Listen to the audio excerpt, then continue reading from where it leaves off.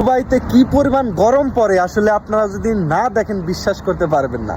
এই যে দেখছেন একটা শাম, এই শামটা মানে এই যে গাছটা দেখেন, এই যে গাছের পাতাটা মানে পুরো গাছটা আসলে মরে গেছে।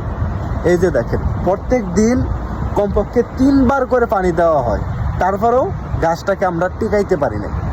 চিন্তা করে দেখেন এত পরিমাণ গরম পড়ে দুবাইতে, এই গাছটা পর্যন্ত সহ্য করতে পারে নাই, এই গাছটা মারা গেছে।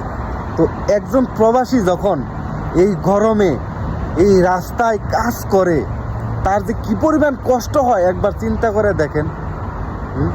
তারপরেও সেই মানুষটা আসলে বেঁচে থাকে, সেই মানুষটা আসলে ধৈর্য ধারণ করে কষ্ট করে পরিবারের কথা চিন্তা করে তারপরেও মনটাকে শান্তি দেয় এবং কি অনেক কষ্ট করে। এই গাছটা পর্যন্ত টিকতে পারে না, একজন মানুষ কিভাবে টিকে একবার চিন্তা করে দেখেন। এত রোদের মধ্যেও তারপরও কাজ করে পরিবারের জন্য। আর সেই পরিবারের কিছু কিছু পরিবার আছে এই জিনিসটা বুঝতে করে না চেষ্টা, বুঝতে পারছেন?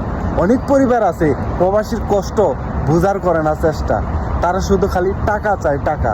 আসলে টাকা কামাইতে যে কি পরিমাণ কষ্ট হয় এটা আসলে ভাষায় প্রকাশ করার মতো না। তো যাই হোক, সবাই ভালো থাকবেন।